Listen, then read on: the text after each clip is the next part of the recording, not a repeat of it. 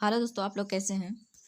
तो दोस्तों आज हम लोग बात करेंगे सीटेट सीडीपी के बारे में। ठीक है ना। किस चीज़ के बारे में? तो सीडीपी के बारे में। ये पेपर 1 और पेपर 2 के दोनों के लिए काम आएगा। और ये टॉपिक का नाम है लॉरेंस कॉल्बर का नैतिकता का सिद्धांत, जो कि हर एग्ज़ाम में, हर सीटेट का एग्ज़ाम है उसमें 2 नंबर का आता है। कितना नंबर का? तो 2 नंबर के आता है। तो इसका आज हम लोग थ्योरी और क्वेश्चन आंसर भी देखेंगे। ठीक है ना। जितना भी प्रीवियस ईयर में क्वेश्चन आया था उसको भी देखेंगे और थ्योरी भी देखेंगे। और ये कौन है? तो ये है कॉल्बर साहब। ठीक है। तो चलिए दोस्तों शुरू करते हैं। शुरू करने से पहले जो चैनल को सब्सक्राइब नहीं किए हैं चैनल को सब्सक्राइब कर लीजिए।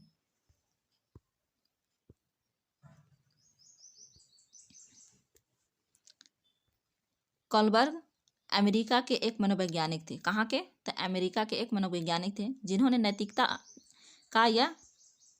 का सिद्धांत या नैतिक विकास का सिद्धांत दिया है। किसका? तो नैतिक विकास का सिद्धांत दिया है। और ये रहने वाला कहाँ का था? तो अमेरिका का था। ठीक है। और नेक्स्ट है कि कॉल्बर्ग के अनुसार जन्म से 3 वर्ष, कितना वर्ष? तो जन्म से 3 वर्ष तक की अवस्था में नैतिकता की अनुपस्थिति होती है। मतलब उसमें नैतिकता नहीं होती है। क्यों नहीं होती है? तो क्योंकि इस स्तर उसे यह समझ नहीं आती है सही और गलत के बारे में। मतलब ये समझ में नहीं आती है कि सही क्या है, गलत क्या है। वो इसके बारे में उसका नैतिकता नहीं होता है। ये चिंतन नैतिक तर्कना कहलाती है। क्या कहलाती है? चिंतन नैतिक तर्कना कहलाती है। नेक्स्ट है दोस्तों कि बच्चा अपने सामाजिक परिवेश से ही नैतिकता और अनैतिकता को जानता है और समझता है और सीखता है। कहाँ से? तो अपने सामाजिक परिवेश से ही सीखता है। ठीक है ना। चलिए आगे चलते हैं। यहाँ पर ये क्या है? ये हिंज का कहानी है। इस हिंज का कहानी को थोड़ा सा समझ लेते हैं। ठीक है ना।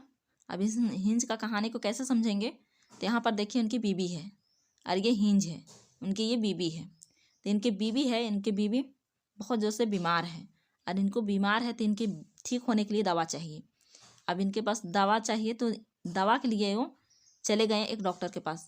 और उस डॉक्टर के पास इतना देखा तो कहीं नहीं मिला उनका दवा, और उनका दवा वहीं मिला।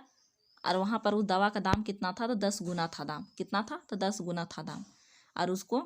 और इसका पास इतना पैसा नहीं था। किसका पास? तो हिंज के पास इतना पैसा नहीं था कि वो दवा को खरीद कर ला करके अपना बीवी को ठीक कर सके। और ये डॉक्टर को बोला दे दीजिए इतना ही पैसा में, तो वो बोला कि नहीं देंगे, इतना मेहनत से मैंने जो इसमें एक्सपेरिमेंट किए हैं, इतना मेहनत से इसको बनाए हैं और मैं इतना सस्ता में नहीं दे सकते हैं। तो फिर उसने क्या कहा कि अब मैं अपना बीवी को कैसे ठीक करूँ। वो दुविधा में पड़ गया कि आखिर मैं इतना पैसा भी नहीं कि मैं उस दवा को ले जा सकूं और मैं अपना बीवी को ठीक कर सकूं। तो फिर वो क्या सोचा? वो सोचने लगा कि अब मैं इसको चोरी कर लेता हूँ। क्या कर लेता हूँ? मैं चोरी कर लेता हूँ। फिर उसने क्या किया? उस दवा को चोरी कर लिया और चोरी करने के बाद वो ले जा करके अपना बीवी को पिला दिया और उसका बीवी ठीक हो गए। उसके बाद उसको पुलिस ने पकड़ लिया। क्या किया? उसको पुलिस ने पकड़ लिया। तो इसमें इतना सा कहानी है। इस कहानी को समझिएगा। उसके बाद इस कहानी के हिसाब से ही सारे थ्योरी इसमें है। तो इसमें पूरी तरह से पता चल जाएगा कि ये कहानी किसे है और कैसे है। अब यहाँ पर देखिए 1 नैतिक दुविधा, मोरल डिलेमा। सही और गलत के बारे में फैसला, डिसीजन ना लेने की स्थिति नैतिक दुविधा कहलाती है। जैसे हिंज ने किया। मतलब क्या किया कि वो पहले तो वो क्या कर रहा था कि वो डिसीजन नहीं ले पा रहा था कि आखिर मैं चोरी करूं या ना करूं, आखिर मैं क्या करूं। चोरी करूंगी तो गलत बात है और अगर चोरी करके नहीं ले जाएंगे तो मेरी बीवी मर जाएगी। आखिर मैं क्या करूं। तो ये दुविधा हो गया। वो डिसीजन नहीं ले पा रहा था, ना ही सही पर ना ही गलत पर। वो कोई चीज़ में वो डिसीजन नहीं ले पा रहा था। तो वो क्या हो गया? तो वो हो गया दुविधा। मतलब वो दुविधा ना फंस गया। ठीक है ना। जैसे कि मान के चलिए एक ये क्या है, तो एक ये सूट है। ठीक है। और दोनों सूट बहुत ही अच्छा है। क्या है? बहुत ही अच्छा है। लेकिन हमको सिर्फ एक ही सूट लेना है। लेकिन इसको लूँ या इसको लूँ, कुछ समझ में नहीं आ रहा है। इसको लूँ या इसको लूँ, कुछ समझ में आ रहा है। दिखने में तो दोनों सुंदर है, लेकिन लूँ तो कौन को लूँ। इसमें फंस गए। इसमें डिसीजन नहीं ले पा रहे हैं कि आखिर एक के लूँ या दोनों को लूँ। लेकिन लेना है एक ही को, लेकिन मैं कौन का लूँ। तो बस इसी हो गया।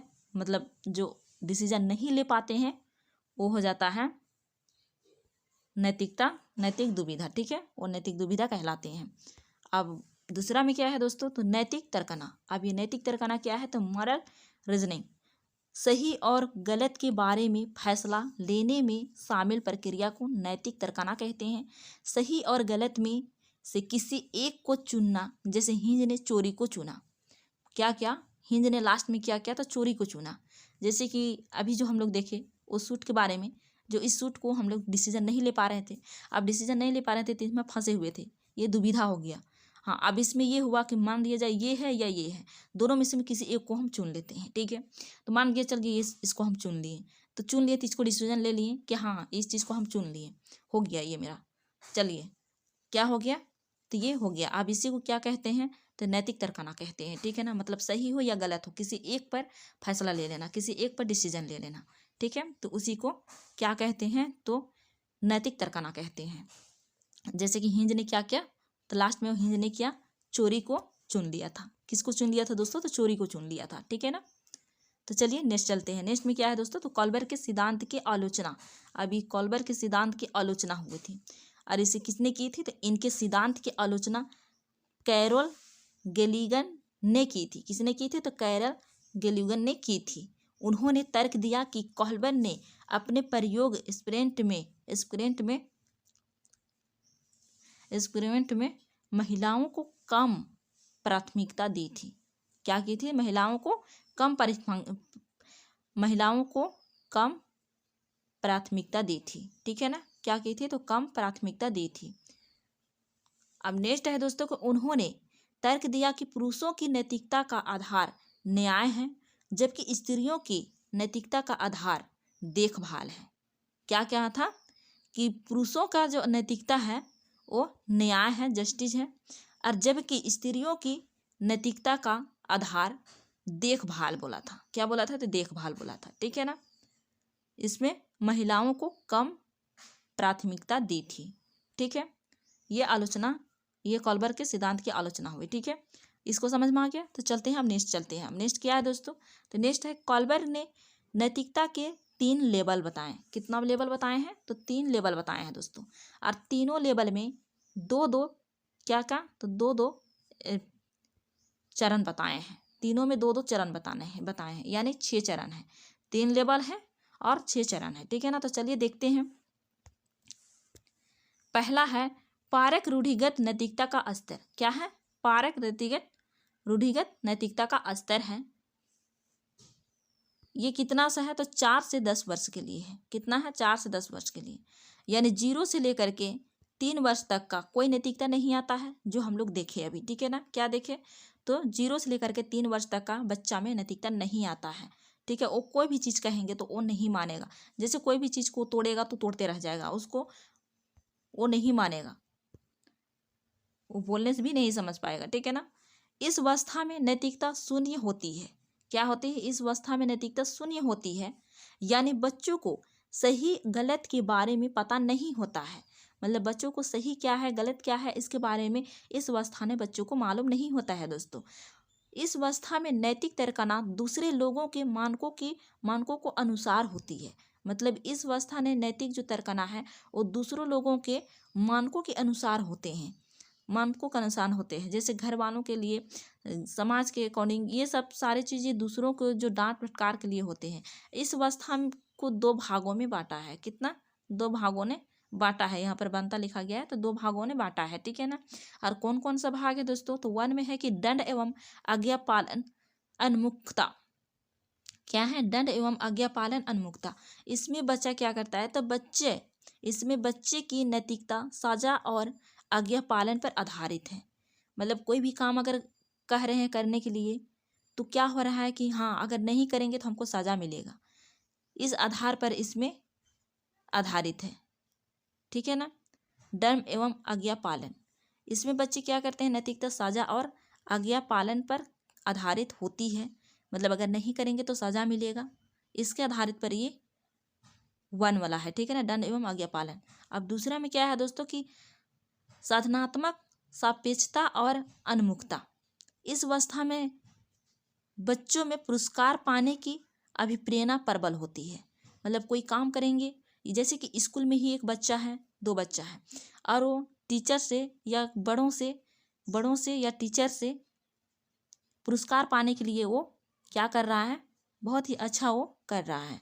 जैसे कि दोस्तों, और इस अवस्था को जैसे को तैसे भी कहा जाता है। मतलब जैसे कि तैसे क्या कहा जाता है कि जैसे कि एक छोटे से बच्चे है और ये भी एक छोटी सी बच्ची है, और ये बच्ची इसका पेंसिल तोड़ दी, ठीक है ना, और ये बच्चे फिर से क्या किया, इसका भी पेंसिल तोड़ दी, मतलब ये भी पेंसिल तोड़ दी, मतलब दोनों का अदला बदली हो गया।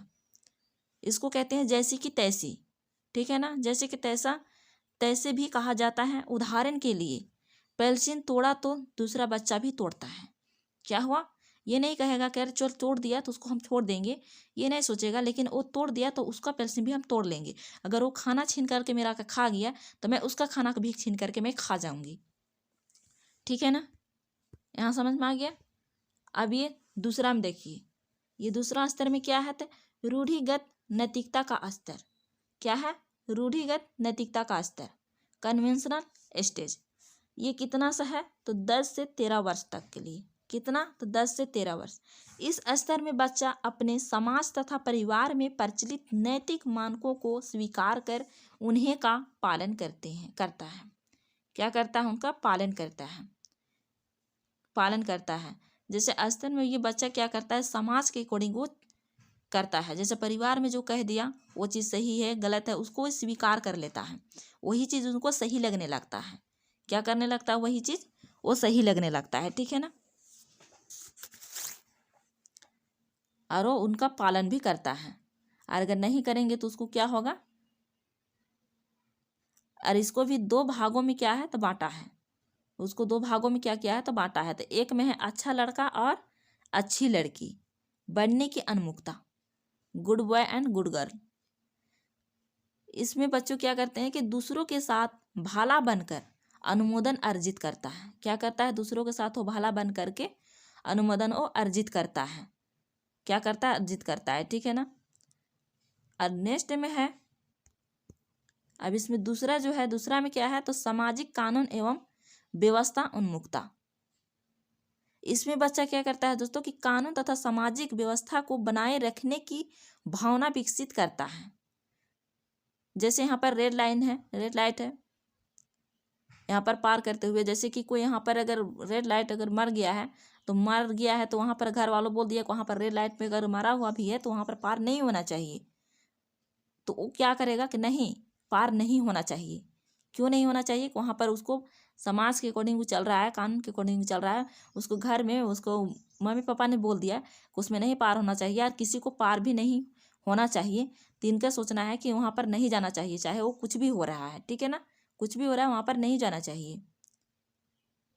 अब यहाँ पर देखिए तीसरा स्तर में, ठीक है, तीसरा स्तर में क्या है दोस्तों, तो तीसरा स्तर में है कि उत्तर रूढ़िगत नैतिकता। क्या है, उत्तर रूढ़िगत नैतिकता, मतलब कन्वेंशनल स्टेज।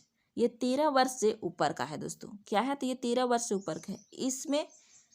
इसमें इस अवस्था में बच्चा समाज में प्रचलित नियमों को ऊपर उठकर सोचने लगता है और फैसला खुद से लिए जाते हैं, ना कि समाज की सही और गलत किया है। मतलब इसमें बच्चा क्या करता है कि इसमें बच्चा खुद से वो फैसला लेता है कि क्या सही है और क्या गलत है, क्या करना चाहिए या क्या नहीं करना चाहिए। अगर कोई चीज़ गलत हो रहा है, या मान के चलिए ये रेड लाइन ही है, अब इस रेड लाइन में अगर कोई किसी का एक्सीडेंट हो गया है तो उस एक्सीडेंट को ले जाना है। उस एक्सीडेंट को मतलब वो सोचना नहीं है कि वहाँ पर जो घर में बोला है वो काम नहीं करता है, वहाँ पर खुद से डिसीजन लेता है। वो खुद से डिसीजन लेता है कि उसको ले जाना है, उस नियम को तोड़ देना है। क्या करना है, उस नियम को तोड़ देना है। तो इसमें भी 2 है, 2 भागों में इसमें भी बांटा गया है, ठीक है ना। तब ये 2 भागों में बांटा गया है। तो देखिए यहाँ पर 2 भागों में बांटा गया है। तो एक में है कि सामाजिक अनुबंध उन्मुखता। इसमें बच्चा क्या करते हैं, तो बच्चा उन नियमों व सिद्धांतों को सही मानते हैं। क्या, उन नियमों और सिद्धांतों को सही मानते हैं जो संवैधानिक रूप से सही हो। इसमें किशोर यह मानते हैं कि नियम लोगों की भले के लिए है। अगर किसी नियम से किसी का नुकसान होता है तो ऐसे नियमों को तोड़ देना चाहिए। क्या करना चाहिए, ऐसे नियमों को तोड़ देना चाहिए। मान के चलिए यहाँ पर एक्सीडेंट हुआ है और ये रेड लाइट है और इसमें एक्सीडेंट हुआ है, तो उसको ये नियम को तोड़ करके उसको उठा करके उसको हॉस्पिटल पहुँचा देना चाहिए। ठीक है ना। उनका कहना है, किशोरों में समझ जाते हैं कि नियम मानव के लिए बना है, ठीक है, और नियम की किसी को नुकसान नहीं होना चाहिए, और नियम को से उस नियम को तोड़ देना चाहिए। क्या करना चाहिए? तो उस नियम को तोड़ देना चाहिए, ठीक है ना। अब नेक्स्ट में है दोस्तों कि इसमें बच्चा क्या करते हैं कि सार्वभौमिक नैतिक सिद्धांत उन्मुखता। इस अवस्था में स्वयं का नहीं बल्कि सभी के हित का सोचने लगते हैं। क्या करते हैं? सभी का हित का सोचने लगते हैं। समाज कल्याण की भावना उनमें उत्पन्न होने लगते हैं, और इसमें किशोर दूसरों के फायदे के लिए अपनी जान पर भी खिल जाते हैं। लिखे तो यहाँ पे खिल जाते हैं लिखा हुआ है, ठीक है ना। तो खेल जाते हैं मतलब ये दूसरों को भला के लिए भी यहाँ सोचने लगते हैं। मतलब वो क्या करते हैं कि स्वयं का नहीं बल्कि वो सभी का हित में वो सोचने लगता है, और समाज कल्याण में वो भावना का उत्पन्न करने लगता है, और दूसरे के फायदे के बारे में सोचता है भी, ठीक है। और दूसरे के फायदे के लिए वो क्या करता है? दूसरे के फायदे के लिए वो अपना जान पर भी खेल जाता है। तो चलिए अब यहाँ तक तो आप लोग समझ में आ गया। अब चलिए नेक्स्ट चलते हैं। अब नेक्स्ट में है कि मॉक टेस्ट और MCQ PYQ का ही यहाँ पर क्वेश्चन है, तो चलिए इसको भी देख लेते हैं, ठीक है ना। फर्स्ट में है, इसमें से कौन सी उपवस्था लॉरेंस कॉल्बर के नैतिक विकास की प्रारंभिक व्यवस्था के अंतर्गत आता है? तो एम है कि अनुदेशन उद्देश्य एवं आदान प्रदान, और बीम है सार्वभौमिक नैतिक सिद्धांत और अनुबंधन नैतिकता एवं अधिकार व कानून। तो बताइए इसका सही आंसर क्या हो जाएगा। और फिर फोर्थ में सामाजिक सरोकार और आत्मबोध। इसका सही क्या हो जाएगा दोस्तों? तो इसका सही आंसर हो जाएगा तीसरा ऑप्शन, अनुबंधन नैतिकता एवं अधिकार व कानून, ठीक है। सी ऑप्शन राइट हो जाएगा। नेक्स्ट क्वेश्चन है कि अनीता ने ऋषम का कलम लेके क्या प्रतिशोध में ऋषम ने अनीता का भोजन खा लिया। पूजा यह सब देख रही थी। क्या कर रही थी? पूजा यह सब देख रही थी, किंतु उसने अध्यापिका को सूचित नहीं किया। क्या किया? वो देख रही थी लेकिन वो अध्यापिका को क्या सूचित नहीं किया, क्योंकि दोनों ने एक दूसरे से बदला ले लिया था। क्या किया था? एक दूसरे से वो बदला ले लिया था।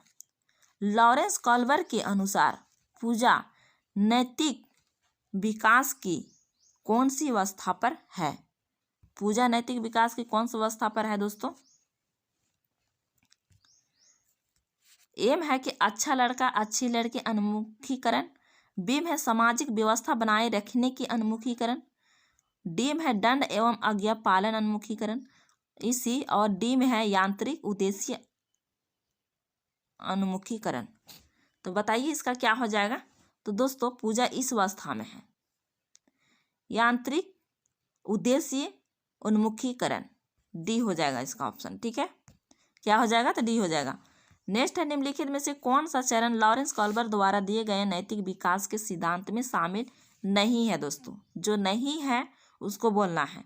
एम है पारंपरिक चरण, बी में है अपारंपरिक चरण, सी में है उत्तर पारंपरिक चरण, और डी में है पूर्व पारंपरिक चरण। तो दोस्तों जो नहीं है उसे हम लोगों को बताना है, ठीक है ना। तो सबसे पहले तो पूर्व पारंपरिक चरण, उसके बाद पारंपरिक चरण, प्रारंभिक चरण, उसके बाद उत्तर प्रारंभिक चरण। ये तीसरा चरण है, ये पहला चरण है, ये दूसरा चरण है, ये तीसरा चरण है। तो ये कौन नहीं है दोस्तों? तो ये है बी ऑप्शन नहीं है। क्या है? बी ऑप्शन नहीं है, ठीक है ना। तो बी ऑप्शन राइट हो जाएगा। नेक्स्ट है, लॉरेंस कॉल्बर के नैतिक विकास के सिद्धांत के किस चरण में बच्चे दूसरों के इरादों की अपेक्षा करता है? क्या करता है? दूसरों के इरादों की अपेक्षा करता है, और इसके बजाय अधिकार और नकारात्मक परिणामों के डर पर ध्यान केंद्रित करते हैं। तो बताइए इसका क्या हो जाएगा। एम है साझा और आज्ञाकारिता अभिविन्यास, और बीम है अच्छा लड़का अच्छी लड़की अभिविन्यास, और सी में है कानून और व्यवस्था अभिविन्यास, और डीम है सामाजिक अनुबंधन अभिविन्यास। तो इन चारों में से में कौन सा में है या कौन सा हो जाएगा सही आंसर? तो दोस्तों ये हो जाएगा डी ऑप्शन। क्या हो जाएगा? डी ऑप्शन, सामाजिक अनुबंधन अभिविन्यास। क्या हो जाएगा? सामाजिक अनुबंधन अभिविन्यास हो जाएगा। ठीक है ना। नेक्स्ट है लॉरेंस कॉल्बर्ग द्वारा प्रतिपादित नैतिक विकास के सभी स्तर पर व्यक्तित्व यह तर्क करते हैं। क्या करते हैं? व्यक्तित्व यह तर्क करते हैं कि मानवाधिकार व न्याय सबसे जरूरी है। क्या है? मानवाधिकार और ये न्याय सबसे जरूरी है, भले ही वह सामाजिक कानून के खिलाफ हो। क्या हो? भले ही वो कानून के खिलाफ हो, सामाजिक और कानून के खिलाफ हो। तो ये कौन सा स्टेज में होगा दोस्तों? तो ए में है आज्ञा पालन एवं दंड अभिविन्यास। क्या है? आज्ञा पालन और दंड अभिविन्यास। और बी में है दोस्तों अच्छा लड़का अच्छी लड़की अभिविन्यास। और सी में है आधिकारिकता एवं सामाजिक कम व्यवस्था अभिविन्यास। और डी में है सार्वभौमिक नैतिक सिद्धांत अभिविन्यास। तो बताइए दोस्तों इसका क्या हो जाएगा? तो इसका सही आंसर हो जाएगा दोस्तों सी ऑप्शन। क्या हो जाएगा? तो सी ऑप्शन, आधिकारिकता एवं सामाजिक कम व्यवस्था अभिविन्यास हो जाएगा। क्या हो जाएगा? कम विन्यास। और ये तीसरा लेवल का दूसरा चरण है। ठीक है ना। तो सी ऑप्शन क्या हो जाएगा? तो राइट हो जाएगा। नेक्स्ट है नूरी इस तर्क हमारे समाज के प्रति कुछ द्वितीय है और उससे द्वितीय के लिए हमें नियमों का पालन करना चाहिए। क्या कर रहा है? उस द्वितीय के लिए हमें नियमों को पालन करना चाहिए के आधार पर अपनी क्रियाओं का निर्णय लेती है। लॉरेंस कॉल्बर्ग के अनुसार नूरी इस समय नैतिक तरीकता की किस अवस्था में है? मतलब नूरी अभी किस अवस्था में है? ये बोल रहे हैं कि नियमों को पालन करना चाहिए। ठीक है ना। तो ये है पूर्व अभिसामयिक में, और बीम है अभिसामयिक, और सीम है अभिसामयिक पश्चात, और डीम है औपचारिक अभिसामयिक। तो बताइए इसका क्या हो जाएगा सही आंसर? तो दोस्तों वो कौन सा में है, कौन सा स्टेज में है? तो ये स्टेज में है दोस्तों, दूसरा स्टेज में। क्या कौन सा स्टेज में? तो दूसरा स्टेज में है। मतलब यहाँ पर बोल रहा है कि नियमों का पालन करना ही चाहिए। तो ये कौन सा स्टेज हो जाएगा? तो ये दूसरा स्टेज में हो जाएगा। ठीक है ना। तो दूसरा स्टेज यानी बी ऑप्शन क्या हो जाएगा? तो राइट हो जाएगा। इसका दूसरा स्टेज है और इसका 2 चरण भी है। ठीक है। नेक्स्ट है कि लॉरेंस कॉल्बर्ग के विषय में कौन सा विकल्प सही है? मतलब जो लॉरेंस कॉल्बर्ग है उसका विषय में कौन सा सही है? एम है वे पियाजे के सिद्धांत को उद्देश्य नहीं करते। बीम है वे नैतिक विकास के 6 स्तरों को 2 चरणों में समेट देते हैं। और डी सीम है उन्होंने बच्चों को हिंज की दुविधा की काल्पनिक स्थिति देकर शोध किया है। ये बिल्कुल राइट है। और डी में है कि उनका मानना है कि संज्ञानात्मक विकास क्रम में लड़के और लड़कियों में नैतिकता का विकास भिन्न भिन्न होता है। तो बताइए दोस्तों इसमें क्या हो जाएगा सही आंसर? तो दोस्तों ये क्या क्या है लॉरेंस कॉल्बर्ग के बारे में कौन सा विकल्प सही है? तो यहाँ पर देखिए सी ऑप्शन में उन्होंने बच्चों को हिंज की दुविधा की काल्पनिक स्थिति देकर शोध किया है। क्या क्या है? काल्पनिक स्थिति दे करके उसने शोध किया है। ठीक है ना। उसको जो हिंज के कहानी वो सुनाया और हिंज की कहानी के आधार पर ही ये पूरा क्वेश्चन यहाँ से बनता है, पूरा इसका थ्योरी भी है। ठीक है ना। तो सी ऑप्शन क्या हो जाएगा? तो सी ऑप्शन राइट हो जाएगा। ठीक है। नेक्स्ट क्वेश्चन है दोस्तों कि लॉरेंस कॉल्बर्ग के अनुसार कोई बच्चा नैतिक चिंतन के किस स्तर पर है अगर वह बच्चा यह तर्क देता है कि हिंज को कानून का पालन करना चाहिए। क्या करना चाहिए? हिंज को कानून की पालन करना चाहिए। मतलब उसको कानून की पालन करना चाहिए, चोरी नहीं करना चाहिए, क्योंकि यह एक नागरिक के रूप में उसका कर्तव्य है। क्या है? एक नागरिक के रूप में उसका कर्तव्य है। और अगर किसी को भी चोरी करने की इजाज़त नहीं है तब हिंज को भी ऐसा करने की स्वीकृति नहीं दी जानी चाहिए। तो बताइए लॉरेंस कॉल्बर्ग के अनुसार ये किस स्टेज में है, किस स्तर में है? ये बच्चा किस स्टेज और ये किस स्तर में है? तो एम है यांत्रिक उद्देश्य अभिमुखता, बीम है कानून और व्यवस्था अभिमुखता, और सीम है सामाजिक अनुबंधन की अभिमुखता, और डीम है दंड एवं आज्ञा पालन अभिमुखता। तो बताइए दोस्तों इसका क्या हो जाएगा सही आंसर। तो दोस्तों कानून को मानना ही चाहिए बोल रहा है, ठीक है ना। तो ये कौन सा हो जाएगा, तो हो जाएगा बी ऑप्शन, कानून और व्यवस्था अभिमुखता। क्या हो जाएगा, कानून और व्यवस्था अभिमुखता हो जाएगा, ठीक है ना। यानी बी ऑप्शन क्या हो जाएगा, तो बी ऑप्शन राइट हो जाएगा, ठीक है। नेक्स्ट है दोस्तों, लॉरेंस कॉल्बर द्वारा दिए गए नैतिक विकास में सार्वभौमिक नैतिक सिद्धांत। क्या, तो ये सार्वभौमिक नैतिक सिद्धांत अभिन्न विकरण किस में सही वर्णित है, मतलब जो सही है, ये तीसरा लेवल का दूसरा चरण है। क्या है, ये तीसरा लेवल का दूसरा चरण है। तो इसमें सही क्या है उससे आप लोगों को करना है। एम है व्यक्तिगत आवश्यकताओं की पूर्ति, बीम है मित्रों और संबंधियों का स्नेह और स्वीकृति बनाए रखना, और सीम है अमूर्त सार्वभौमिक सिद्धांत जो संपूर्ण मानवता के लिए मान्य है। तो ये नहीं होगा। डीम है स्वयं के लिए कानून और नियमों को उचित ठहराना। क्या, स्वयं के लिए कानून और नियमों को उचित ठहराना। ये कौन सा स्टेज में है, तो 3 स्टेज में है।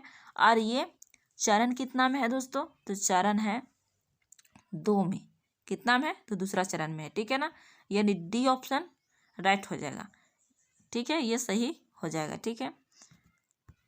नेक्स्ट क्वेश्चन है दोस्तों कि लॉरेंस कॉल्बर के सिद्धांत की एक मुख्य आलोचना है।